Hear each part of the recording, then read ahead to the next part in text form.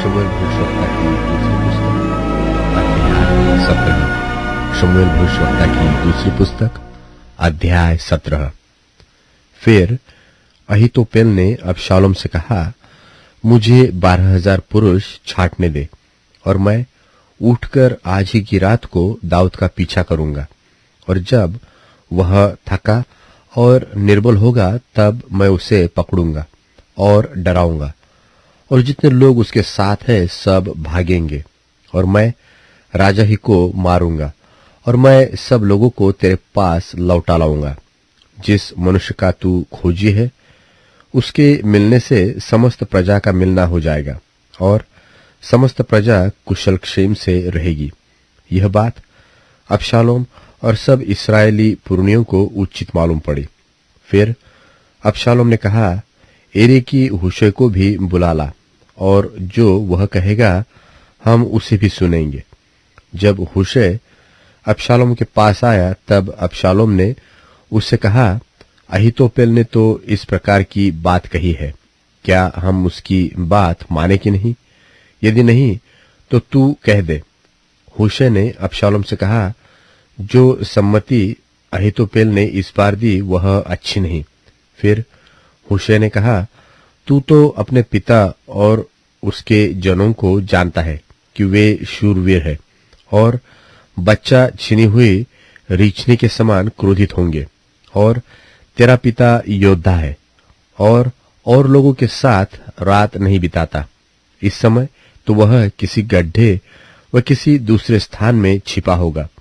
जब इनमें से पहले पहले कोई मारे जाए तब इसके सब सुनने वाले कहने लगेंगे कि अबशालोम के पक्ष वाले हार गए। तब वीर का हृदय जो सिंह का सा होता है उसका भी हियाव छूट जाएगा। समस्त इस्राएल तो जानता है कि तेरा पिता वीर है और उसके संगी बड़े योद्धा है। इसलिए मेरी सम्मति यह है कि दान से लेकर बर्शेबा तक रहने वाले समस्त इस्राएली तेरे पास समुद्र तीर की बालू के किनकों के समान इकट्ठे किए जाए, और तू आप ही युद्ध को जाए, और जब हम उसको किसी न किसी स्थान में जहां वह मिले जा पकड़ेंगे, तब जैसे ओस भूमि पर गिरती है वैसे ही हम उस पर टूट पड़ेंगे। तब न तो वह बचेगा और न उसके संगियों में से कोई बचेगा। और यदि वह किसी नगर में घुसा हो तो सब इस्राएली उस नगर के पास रस्सियां ले आएंगे, और हम उसे नाले में खींचेंगे यहां तक कि उसका एक छोटा सा पत्थर भी न रह जाएगा। तब अबशालोम और सब इस्राएली पुरुषों ने कहा, एरे की हुशै की सम्मति अहीतोपेल की सम्मति से उत्तम है। यहोवा ने तो अहीतोपेल की अच्छी सम्मति को निष्फल करने के लिए ठाना था कि यह अबशालोम ही पर विपत्ति डाले। तब हुशै ने सादोक और एब्यातार याजकों से कहा, अहीतोपेल ने यो तो अबशालोम और इस्राएली पुरनियों को इस प्रकार की सम्मति दी, और मैंने इस प्रकार की सम्मति दी है। इसलिए अब फुर्ती कर दाऊद के पास कहला भेजो कि आज रात जंगली घाट के पास न ठहरना, अवश्य पार ही हो जाना। ऐसा न हो कि राजा और जितने लोग उसके संग हो सब नाश हो जाए। योनातन और अहीमास एनरोगेल के पास ठहरे रहे, और एक लौंडी जाकर उन्हें संदेश दे आती थी, और वे जाकर राजा दाऊद को संदेशा देते थे, क्योंकि वे किसी के देखते नगर में नहीं जा सकते थे। एक छोकरे ने तो उन्हें देखकर अबशालोम को बताया, परंतु वे दोनों फुर्ती से चले गए और एक बहरीमवासी मनुष्य के घर पहुंचकर जिसके आंगन में कुआं था उसमें उतर गए।